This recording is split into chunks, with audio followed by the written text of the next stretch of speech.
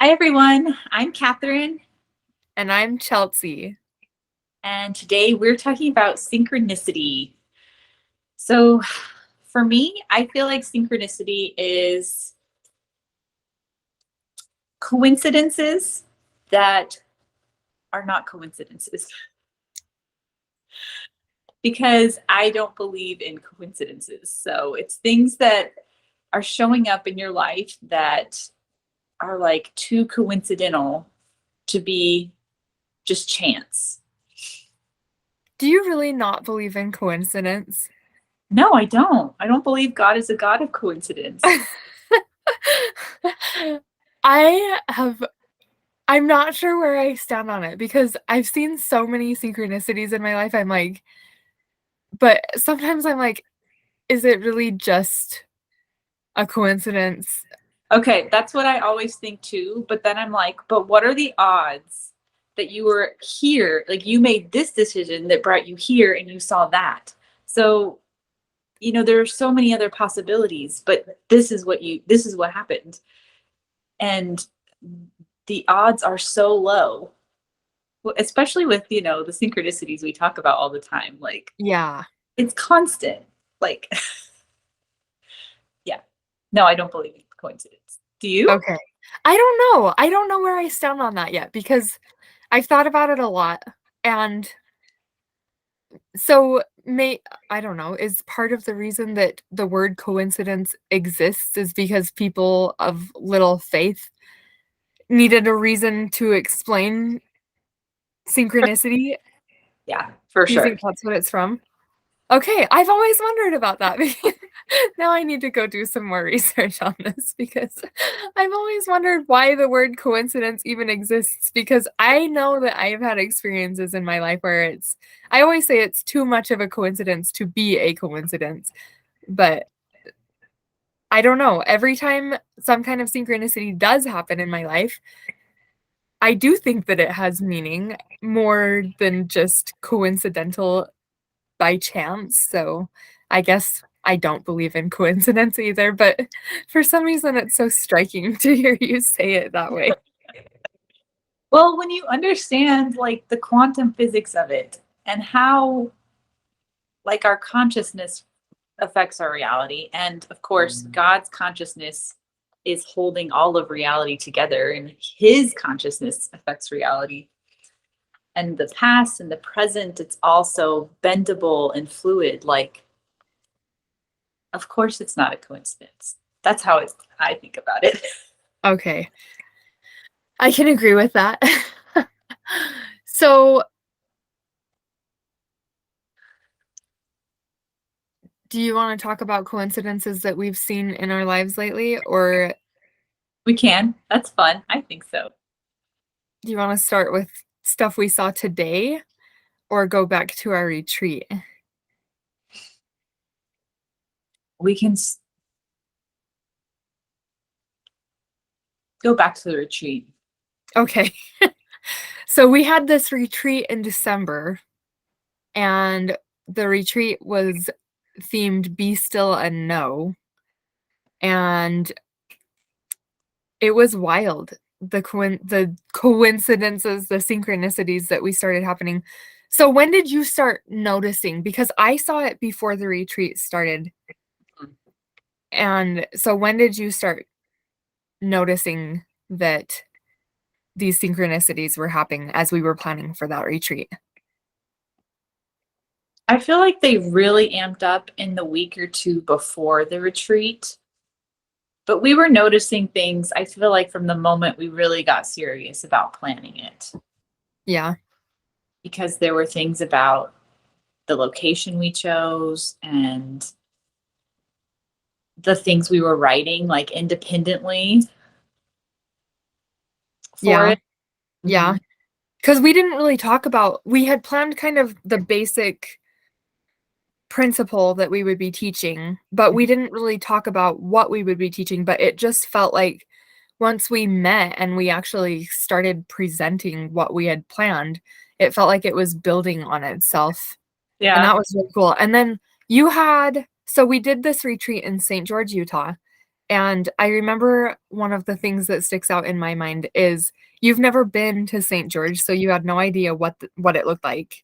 Mhm. And in one of your slides, it Yeah. had this red mountain, and it looked like the mountain that was in the front yard of the backyard of the place that we were at. And And I so was like, that was I really totally didn't interesting. even know that that's what it looked like here, but that picture is in there.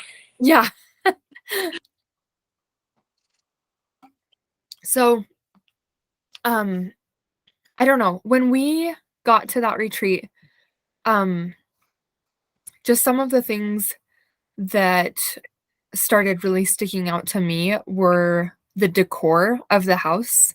We had never stepped foot in that house, and it just felt like it was decorated for us to be there. That was wild. Do you want to Yeah. talk about snakes? I was thinking about the snakes, yeah.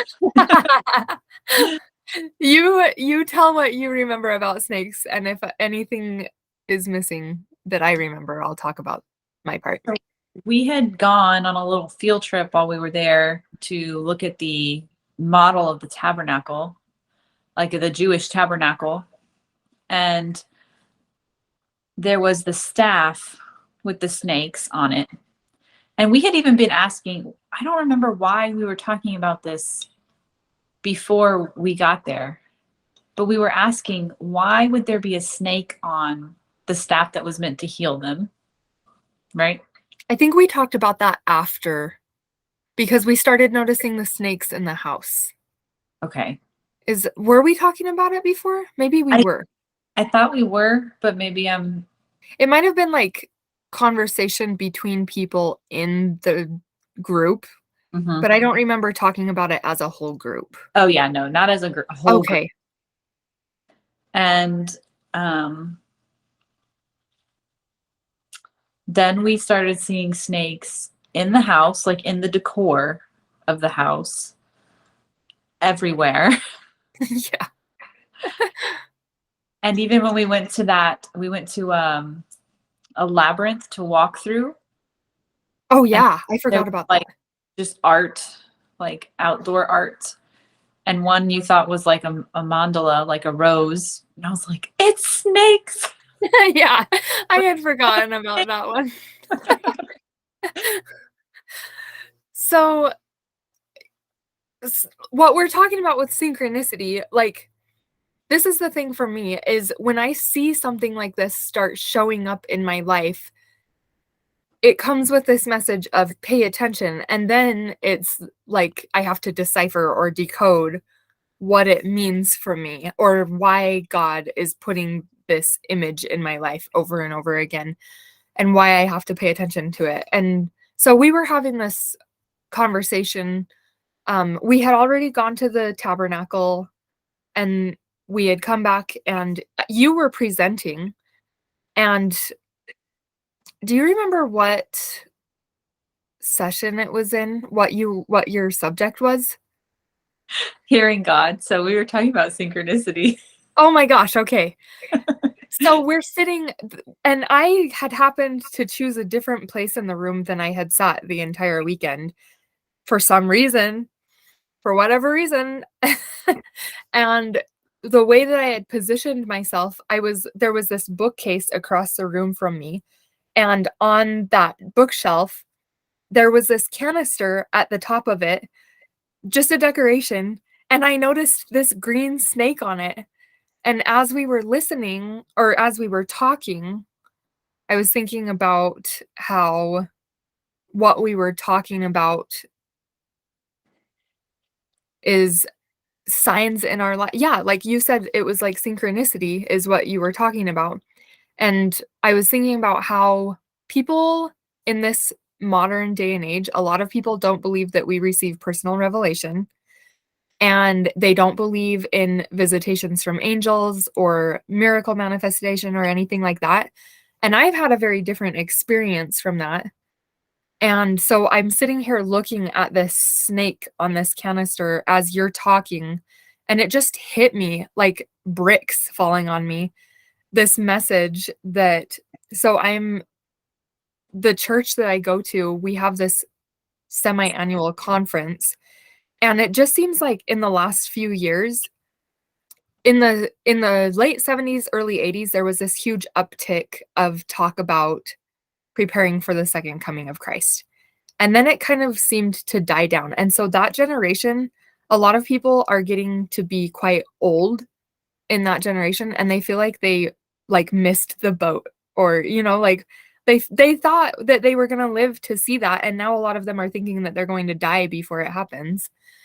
And as I'm sitting here looking at this snake, I'm thinking of how in the past few years in these conferences that we've had, the language has been changing in the way that they've been teaching, and they're talking a lot more about things like angels and the thinning of the veil, and just the verbiage that they're using is changing. And I was thinking about how that whole generation wandered in the desert for 40 years, and it was like they had to leave Egypt behind. And they complained about it while they were in the wilderness, that they wanted, that it was easier to be a slave than it was to wander in the wilderness like this. And I just felt like maybe that snake, the message for me that I was seeing in that snake as you were talking about synchronicity, was thinking of people in my life who are of that generation that thought that they would be there for the second coming of the Savior, and now they're kind of losing faith. And I see that as like a mirror image of the children of Israel wandering and thinking that they were going to get to the promised land because that was the message that they were given. But then 40 years have passed and they still haven't gotten into the promised land. And I was like, whoa, like this huge message came through this image of this snake on this canister. And then even after the retreat, we kept seeing snakes just all over the place. And it has kind of died down for me a little bit. I've seen a few here and there recently. Go for it. I saw them today. Me too. I put it in my the video that I made about. Go for it. You tell me about your snakes today. Well, I was just watching Hercules with Lachlan today, and there's the part where like Hercules has the snakes as a baby, and he just like cracks them and like sends them flying, and it just felt like really significant in the moment to me. I was like, oh, like I don't know, you send the snakes flying. Do you feel like I feel like now, because it was such a significant thing in the moment when we were at our retreat, that now it feels like when I see snakes, it's almost like a reminder from Heavenly Father of the work that he did in our lives that weekend. And it's like, remember what I can do for you. Yeah. You feel that way when And you see them now? I feel like another message I feel like the messages at that time were kind of layered. Oh, But yeah, definitely. one of them for me was like, the serpent struck, but it was crushed beneath his heel, you know? Yeah. And I feel like that with the Hercules snakes, like, Get them out. yeah, he's gonna take care of it. You don't. Interesting. Well, there was a lot of number synchronicities at our retreat. I see so many numbers. It's a little overwhelming. If I leave the house and go, it's like constant. But I love it. I love it. And I love. Go for it. I just like when it's like I'm out and about, especially, and I'm seeing a bunch of number synchronicities, and it's like usually the same number or the same two numbers, you know? Yeah. At like one time. Like today it was a bunch of 555s and 777s, like a bunch. Yeah. So you messaged me that you had been getting 555, and I recorded 2 videos today, and both of them were 5 minutes and 50. One was 53 seconds and the other was 52 seconds. And I don't know how I did that because I did not plan on them being a certain amount of time. But I saw that, and then when you messaged me and said that you were seeing 555, I was like, what? Me too. And I felt like, because we kind of were planning on talking about synchronicity tonight, but I was like, sometimes I feel like Heavenly Father's up there and he's just kind of like laughing at what his signs that he's sending down to us. Do you feel that way too? Maybe. I feel like because like when I first started seeing numbers, it would be like here or there, and then it would get more and more and more. And now, like I said, like if I leave the house, it's like ridiculous. It's like every other license plate, like They're it's just all over the place. like this can't be statistically possible that every time Yeah. I house. Actually, okay, I'm gonna add a caveat to that because it's not every time I leave the house. It's every time I leave the house and I'm in alignment. Oh, yeah. And I've noticed that if like something's a little off in that department, I won't be seeing them at all. Okay, so I have two questions. The first one is, when you see numbers like that, do you assign meaning to them, or is it just like a feeling of that you are on the right course or whatever? Like I just want to, do you look for the meaning in them? I know the 911 thing. I And use then the go ahead. the other question that I had was, um oh, I don't remember what the other question that I had. So you answered that question first. Okay. So I use like the general numerology meanings, the symbolic meanings of the numbers, and that seems to hold very true for me. So like 111, that's like new beginnings, something new is starting, the beginning of a cycle, something along this line. 222, two is like partnership and support. Three, you've said before, is an ascended master number. It's also like alignment for me, like body, mind, and spirit alignment. And there's like lots of things with threes, like mother, father, child, the Trinity, God the Father, God the Son, God the Holy Spirit, like mother, maid, and crone, these sorts of things. So there's like a cyclical meaning that can come up with the threes. Fours have to do with earthly matters, like your work, physical matters. Oftentimes for me, I feel like that one's either like get to work or you're doing good in your work. And I can usually tell based on where I'm at in my life. And then 5 is big shifts or changes. That's a number of change. So that one's always like change coming. And if I pay attention, normally there's like some big shift that comes shortly thereafter. We both had 5s today. And then, we were talking about big shift kind of things, at least for me. This morning, yeah. Yeah, we were for you talking about big shift things, but I don't know. We've been talking about big shifts for a couple of days. That's true. But the 5 shift started showing up today for me. And then 6 is a really touchy number. Because like 6 in numerology is like a really good number. Like, like it's a really positive, like human, there's 6 carbon atoms and, things like this. And there's also the not so good triple Yeah. number. If I see like 6636 or something, I don't necessarily take it in a bad way. But if it's 3 in a row, I'll usually give that situation to God and pray about it. 7, is like the divine number. So I always feel like that's just like God really giving me like a you're on the right track. Like Yeah. a heavenly number. 7 is also the number of completion. Mm-hmm. 8 is a number of abundance, and it's also kind of connected to like physical, earthly things.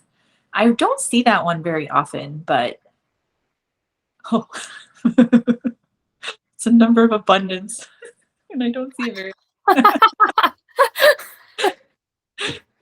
Okay, I was laughing about how this ends. And then 9 is like the end of a cycle. So I will so often see 999 right around the full moon because it's like the full moon is the end of a 6-month cycle. Whoa. And towards the end of my pregnancy with Lachlan, I was seeing 999s like for 2 whole weeks. Wow. And they even told me, they were like, this baby, like he was born only a couple days after his due date, but they were like, he should have been born like 2 weeks ago. Like Oh, weird. the placenta was starting to fall apart, but Freya was in the hospital, so my body Yeah. like held on a bit longer. And then 000, I don't really see that one very often, but that's like kind of like an infinite number. Yeah, I haven't paid attention to that one too much. Interesting. But I will talk about 911 real quick. Yeah. Because when I learned about this, that's when I started seeing it. So it was like my awareness is what allowed it to be used as a message. So I learned that 911 can be seen as like a warning from God or your angels, like something's not right, 911.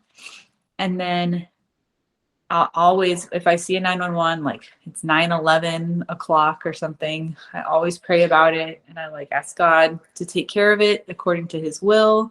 And I ask for awareness so I can maybe avoid it myself if possible. And then I'll sometimes see 119 as like a crisis averted. All I is love well, it. like the reverse. Yeah. Like even just, I think last week I saw 911 and I prayed about it. And literally like 5 minutes later, I saw 119. I was like, whoa, that was like the fastest I've ever gotten that before. I've been hearing a lot of people who are saying that they're manifesting almost instantly right now. It's I've noticed that. I've noticed that in the synchronicities, like they're me just too. so fast. And you're just thinking about something, and then later that day, it's popping up in your reality. Have you ever read the book? I think it's called E Squared, and I can't remember who wrote it. I think her name's Elizabeth. I'm looking it up. Do you know that book? I have not heard of that. No. It is by Pam Grout. E Squared, 9 do-it-yourself energy experience that can prove your thoughts create your reality. Oh, It's really good. I read it a really long time ago. That's why I couldn't remember who wrote it. I think I read it in 2012, maybe 2013. But did you do the exercises? yeah, so I remember one is like pick a certain car and look. So you have to pick a certain car and a certain color and then pay attention while you're out and about, and then you will see it all the time. So it was like, I don't know, a green Fiat. And then when you're going to see green Fiats tomorrow, just wait and see if you leave your house because we're talking about it right now. I promise you're going to see green Fiats. You know, But skeptics will say, oh, that's just your brain noticing patterns. yeah, but it's because your awareness, right? But it's more than that. You think that you attract it into your life with Yeah. your awareness? Yeah. I mean, that's how quantum physics works. I mean, there are studies that prove that that's how it works. I think it's both right. Like it's not either or, it's both and. Yeah. Like the skeptics are right, but they're not getting the whole picture. Mm-hmm. That's how I feel about it. Yeah, that makes sense. But so I don't know. I think okay, so you were talking about 911. I did have for a long time, we have this bank account that we don't touch very often, and Christmas came, and so we used some of the money in there because it's kind of like a savings account. It's not like our major savings account. We just it's like a slush fund, I guess is what you would call it. Okay. But so it had a certain amount of money, and then the last three digits were $911. And I noticed that because I didn't really pay attention to the 911 thing until you and I started becoming friends. And so, but I have seen now that, like, so we're talking about this, that you said once you became aware of it, you started seeing it, the 911 thing. And since our retreat, I think I've seen it 3 or 4 times. But that was really, I've sat at it and looked at that 911 in my bank account, and nothing has happened in my life, knock on wood, to this point that has made me feel like, but I have felt like maybe I need to spend some money from that account or put money in it just to get that number to change. Yeah. But I don't know. Well, it's so funny because right now on our mileage on our car, it's like 119. So it's like 119,000 miles, right? Yeah. So that's gonna be there for a while. But just the other day I had seen a 911 and then Andy was like, look, I took a picture of the dash and it was 119, 119. Oh It my was heck. right. And I was like, oh, thank you for showing me that. No, I'm good. That's funny. Okay. Well, I Oh, don't and want at our to take retreat. $800 out of that account but maybe I'll put some money in to You could just add, change the number. oh yeah. So is it the Wait. last three numbers? Yeah, so it's like there's a certain amount of thousand and then there's 911 and I can't remember what the change was. You could just add like $1 and you'd be Yeah, good. 912. Well, I remember at our retreat, I saw 911 and then a bunch of people's phones started going off with an Amber Alert. At the same time, that was crazy. And when I learned about 911, I also learned that another synchronicity can be hearing sirens as like another like 911 warning, like whoop. And then it took me like a second to like process that, oh, like I saw 911 and I heard an alarm. And at first I thought it was just maybe a personal message, the 911. But then when the alarm started going off in the whole room, I was like, whoa, no, this is for all of us. Yeah. And it was. We know what it was about. Yeah. That was an intense experience. Yeah. I don't know. I thought so. Catherine you saw the 911 on your phone, and at the same time, I think it was 3 or 4 phones did the Amber Alert. Mm-hmm. And then we went downstairs. Did we do the sound bath that night or was that the next night? That was that night, I think. I don't Nope. remember. That was the next night. Yeah, the next night. Sorry. So was it that night that we heard like someone was trying to get in the door? Yes. The sound bath night? Yes. Yeah. So we had that on our minds, and then we were doing a sound bath with our friend. And so Catherine and I were participating, and then the door has one of those codes that you put into it. And so as we were doing this sound bath, and it was completely dark, no lights on, and then the door sounded like someone was trying to put the wrong code in, and it did it 3 times, didn't it? Mm-hmm. And that, I don't know, it was just this sinking feeling because our retreat was of a spiritual nature, and it felt like there was these attacks coming all weekend, and it was just this balance of letting people hold space for what they were working through, and then also adding a layer of protection around ourselves. It was really quite the interesting experience. I was blown away by some of the things that we experienced at that retreat. I couldn't have anticipated what actually happened while we were there. It was crazy. But But it's taught me so much, because now when I've seen a 911, I'll like tune into the energetic situation, and usually like praying and addressing that is what fixes the problem. interesting. So can you explain that a little, like in layman's terms? Sure. So like I'll use an example. Um the more recent time I saw 911, and then I always pray when I see 911. Like I always give it to God. I ask for, his guidance, and I ask for raised awareness, for protection and help, um, and before I kind of was always of the mind that I couldn't really know what it was, because maybe it's a future situation, or but I'm finding that, I sometimes can figure out what it is and then just address it on the spot.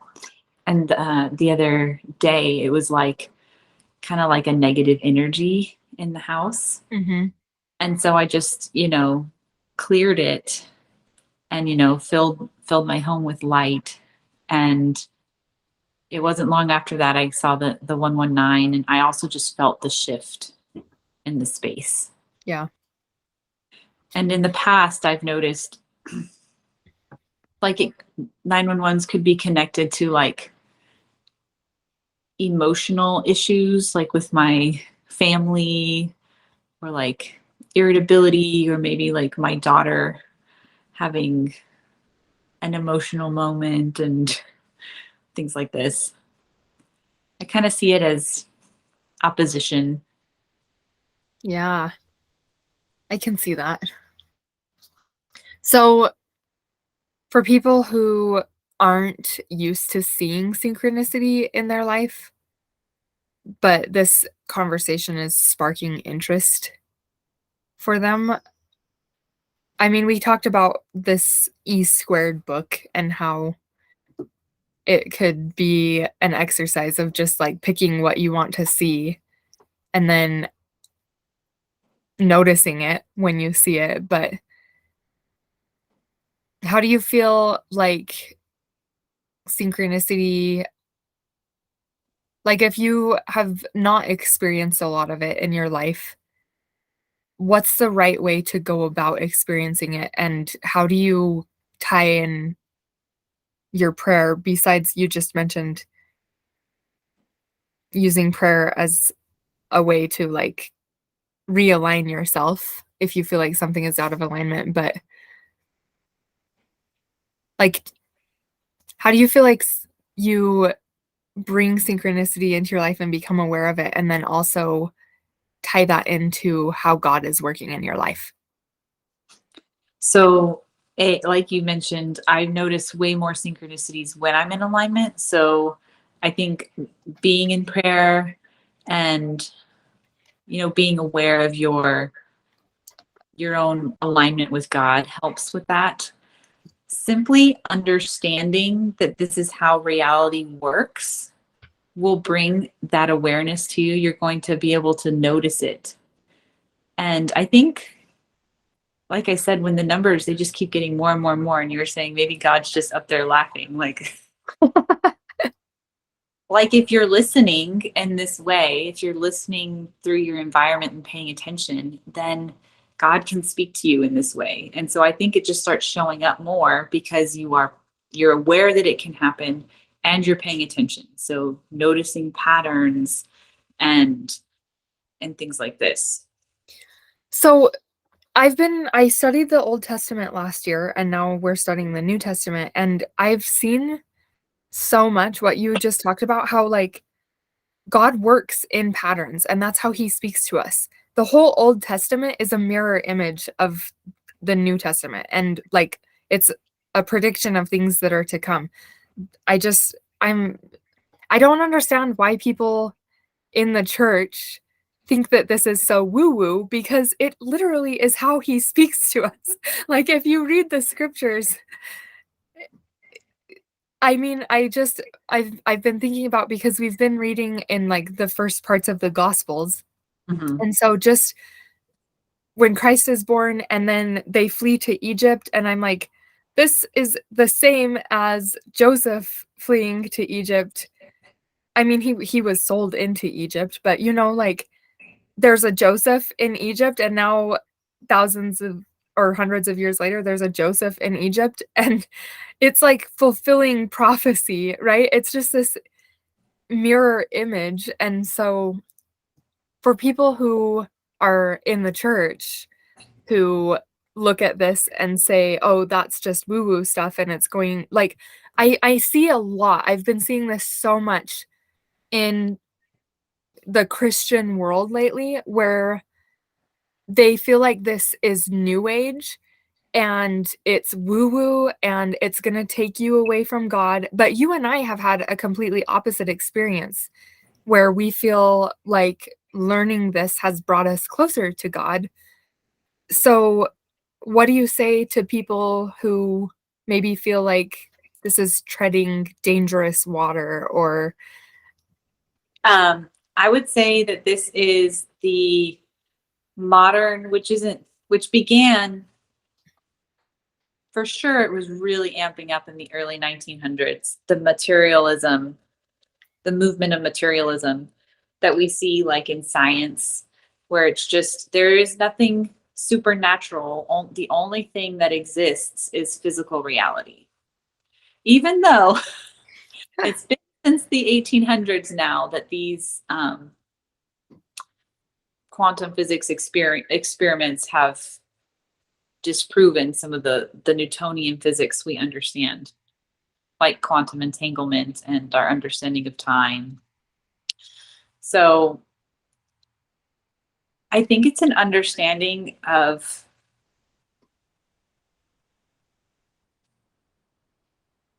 that has seeped into the church, because I see it a lot.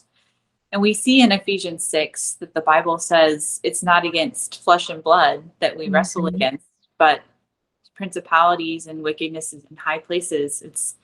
It's a spiritual war. And even though Christians like know that, they have this complete like rejection and denial of the spiritual realm. They don't want to think about it. They don't want to talk about it. And I like what you've said before. You've said like God is the ultimate scientist. Like there is a science to like the energetic and spiritual worlds that we exist in. We just can't see it with our physical eyes, but that doesn't mean it's not real. yeah, as you were speaking, I was thinking about how I know a lot of people who have children that are going through really hard things right now. And these Christian parents are just holding on to whatever hope they have, because there's nothing that they feel they can do for their kids. And it just made me realize what you said about Ephesians, that we're fighting against these principalities. And I feel like this is like a shock to the Christian church right now, what is starting to happen in the world around us, because we have put the wool over our eyes for so long, that people who believe in this new agey type stuff need to start speaking up about it in the church, so that we can prepare people. Because you and I know, we saw things at our retreat that there were people who were attending the retreat with us, had no idea what was going on behind the scenes. of what was taking place and the war that was happening. And it's not to be something that you're running away from or being afraid of, but just to be aware that it is a real thing. And the more awareness you have of it, the stronger you are to fight against it. Like if you are just like, la, la, la, la, like, Putting the wool over your eyes. I mean, then you are giving up your free will. You have to have awareness to use your free will in these situations. Yeah. And the opposition oftentimes actually does respect free will. Like they know that that's the rules of this, of how God designed our world. Mm-hmm. So the more aware you are, the stronger your position is. And one thought I've had about this is like, we're made in God's image. So we're spiritual beings, eternal spiritual beings. Why would he not want his children to have awareness of this spiritual realm? Mm-hmm. Why would he want us to be blind to it when the evil isn't? I think it's conspiring men, because I just look at my kids and I know they see things that adults do not see. And I think it's something that we lose, especially in in this modern age. Like, it's so crazy. We spend all of this time with like artificial intelligence and watching these amazing TV shows that are being produced and everything. Yet we do not, as adults in modern world, know how to use our imagination. And as you read the scriptures, it's full of all of these symbolic images, because God knows that that's how our brain works, because he designed it that way. And so when we talk about synchronicity, it's one of those ways that he gets through the thickness that we have created with our wise adult ways that we have left behind the follies of childhood, Right. It just I don't know. I think it's interesting to me how we can sit and watch the television that's being produced and all of the imagery that's going on before us, and think that this conversation that we're having is fake. It's wild to me. But I mean, especially since it's like so talked about in the Bible, like angels and demons, and I don't know. they exist. I will say, you mentioned the New Age. The New Age just took ancient teachings and kind of corrupted them a little bit. So it's not new. What's that? It's not new. Yeah.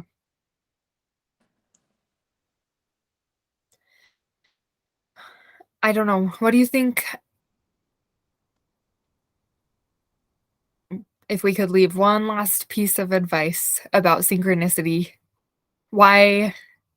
I mean, we've kind of talked about how it's how God speaks into our lives, but if someone isn't seeing synchronicity in their life, what would be your argument for why they should grow an interest in synchronicity in their life? I have just been so blessed by synchronicity in my life. It just feels like you're in a constant personal conversation with God when things are just coming into your environment, and it feels so miraculous. It started to make my life feel like just magical. Like, and I know miraculous is probably the better word there, but really I just felt like I'm living in this magical, amazing world now, and it's just so exciting. Like, so like try it. Like, oh, this is what it was for me. Because when I started learning about all this stuff, and for me, my intro into this was through learning about quantum physics. And I was like, you know what? I have nothing to lose by trying it. Like, what is there to lose? Nothing. Just to have an open mind. You don't lose anything. And then it was through this stuff showing up in my life over and over and over that I realized it was true. I was super skeptic in the beginning. And honestly, super afraid too, because of those, oh, it's, new age or whatever, Um, so yeah, I would say you really have nothing to lose, and just pay attention and see what shows up for you. I love that. I have kind of a different experience than you, I think, because I wasn't raised in Christianity, and I have a very intuitive mother. And so, like, this stuff, the synchronicity and stuff, has always been a part of my life. It just, if we've ever run up against a situation, she just knew how to solve it. Like, I'll give an example. One time she needed to move, and there weren't any houses in our really tiny town available, but there was this pad where a trailer house had been sitting, but she didn't have a trailer. And we were driving to go look at something in a different town and happened to drive past this man's house. And there was a trailer sitting up on blocks, like a single wide trailer, I don't know, 48 feet long or something like that. And so we pulled in because we could see that it was up, and he's like, my mother was living in it and she's in a home now, and they were charging me property taxes, so I didn't want to pay for it anymore. And I just need to get rid of it. And so we paid him $1 for this house and moved it to the town that we lived in. So that was my experience before. Wild.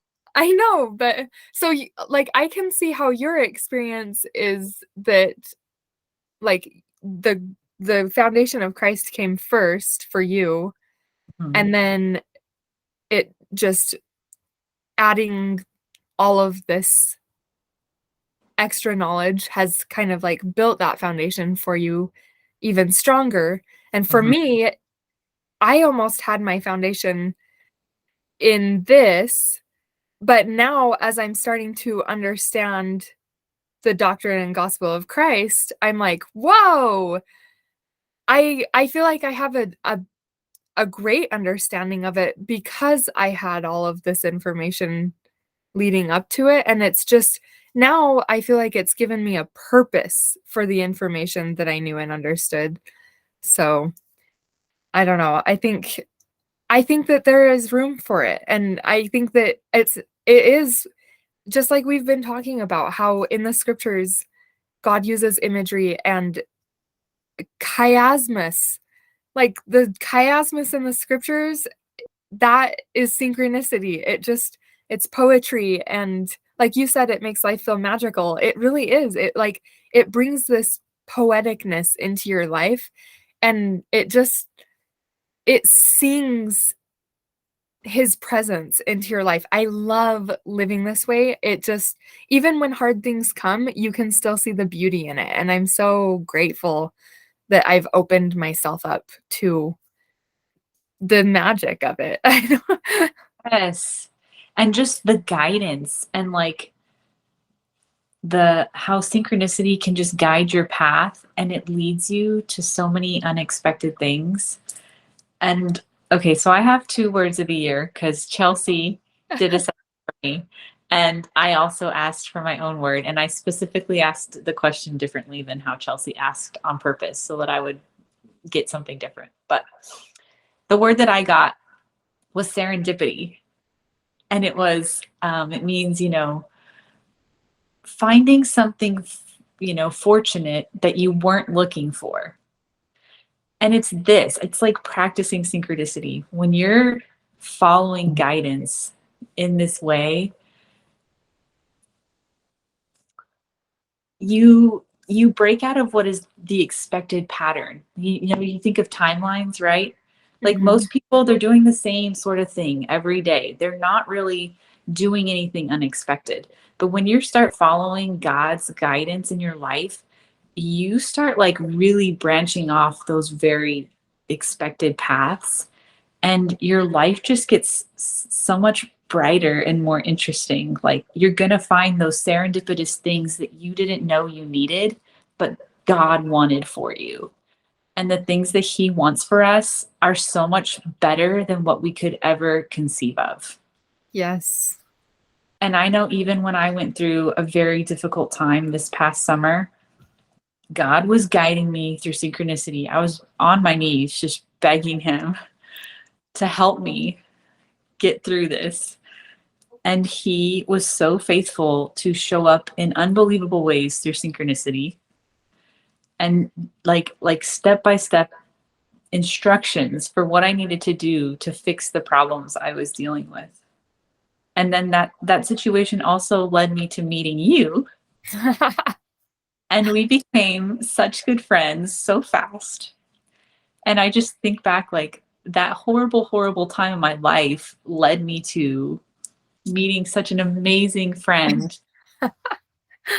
And it's serendipity. It's practicing serendipity when you are paying attention to synchronicity and following that guidance.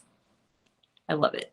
He just does so much more than you can imagine for yourself, right? Yes. And even when things are hard, it's like that video I sent you today where all the balls are Oh, like yeah. chaos. It's all these like rainbow colored balls like falling through these pins, and they go all in the same color, like red, orange, yellow, green, blue. Like there is an order to it and a reason for it, and amazing things that can come out of it, I love even, it. even when it's hard. Yeah. Yeah. I just it's really like joy and hope, I feel.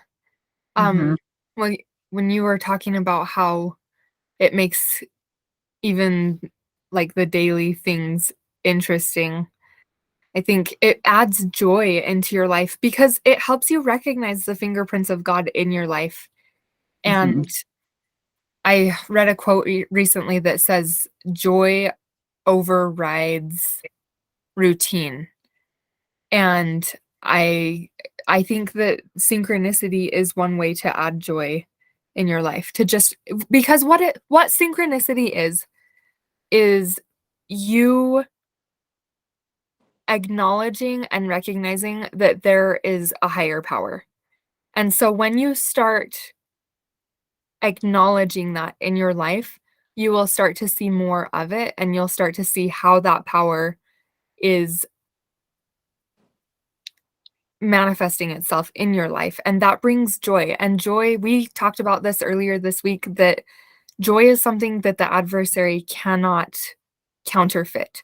He can counterfeit pleasure and happiness and these things that kind of feel like joy, but real honest joy can only come from God. Mm-hmm. So, Yeah. I think it just takes a little bit of trust. and obedience. And then when you act on those things, those guidances that show up through synchronicity, there's the obedience. And that's what's going to take you to a whole new place that you never expected for yourself. Trusting that he really does have a hand in your life, right? Yeah. I love Yeah. it.